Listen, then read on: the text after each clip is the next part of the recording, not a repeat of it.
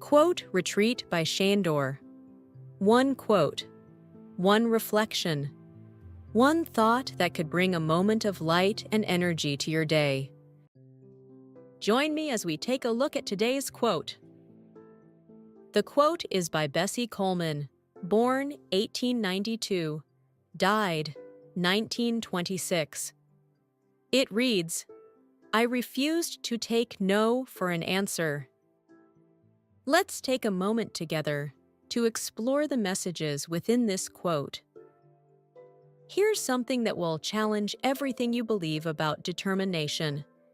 In 1921, when every flight school in America said no, one woman learned French, crossed an ocean, and became the first Black female pilot in history. That's such a powerful story of persistence. What drove someone to take such extraordinary steps? Well, it all centers around Bessie Coleman and her famous words, "I refuse to take no for an answer."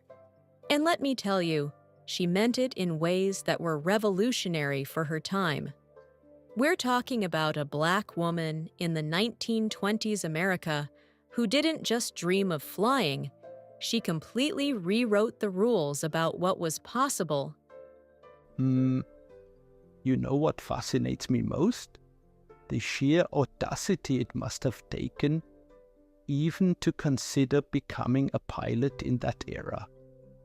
Oh, exactly. And here's something most people don't know. She was working as a manicurist in Chicago when she first got the idea. She would collect every aviation magazine she could find, teaching herself the basics of flight theory while saving every penny from her tips. That level of dedication is remarkable. But what happened when she tried to enter flight schools in the USA? Well, and this is where it gets really interesting. Every single flight school in America rejected her. But instead of giving up, she did something completely unexpected.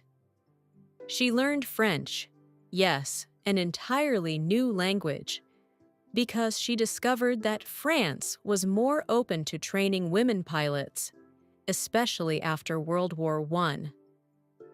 The strategic thinking behind that decision is just incredible. She didn't just push against the barrier, she found a completely different path around it.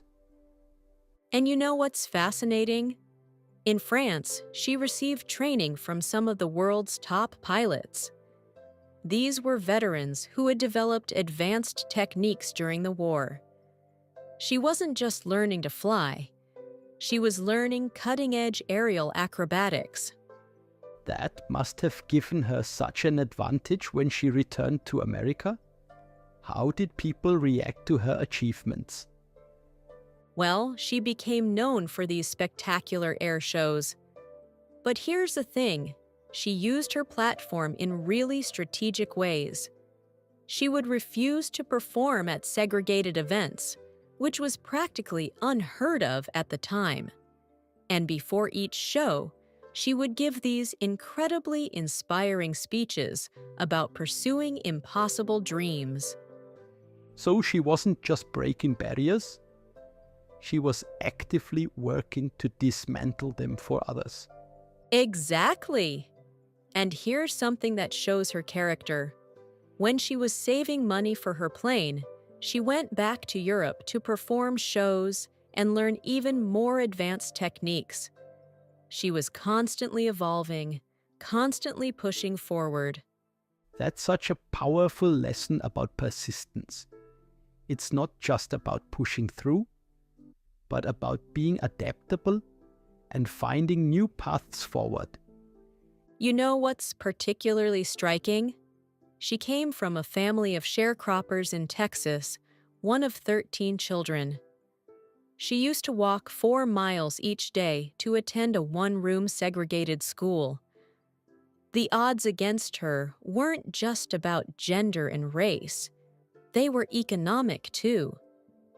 That puts her achievements in perspective. She was overcoming multiple layers of systemic barriers. And here's something that shows her vision. When she died in 1926, she was working on establishing her flight school that would accept students of all races and genders. She wasn't just thinking about her success. She was trying to create lasting change. The ripple effects of her determination are still being felt today, aren't they? Right after her death, several aviation clubs and schools were established in her honor, specifically designed to welcome Black students. The Bessie Coleman Aero Clubs became a crucial stepping stone for future generations of Black pilots.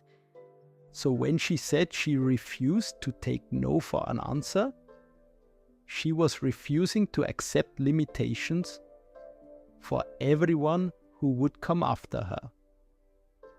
That's exactly it.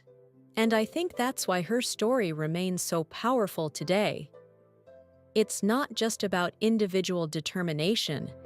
It's about having the vision to see beyond current limitations and the courage to create new possibilities for others.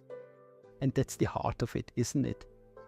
Sometimes refusing to take no for an answer means completely reimagining what's possible.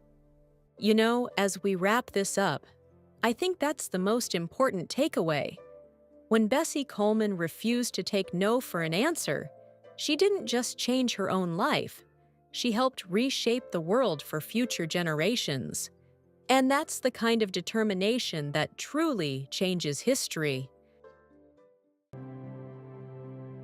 With that, we conclude this exciting episode. If you enjoyed this episode, I'd appreciate a like and a comment. Don't forget to subscribe. Thank you. Your support truly helps this channel grow. See you again tomorrow. Yours, Sandor.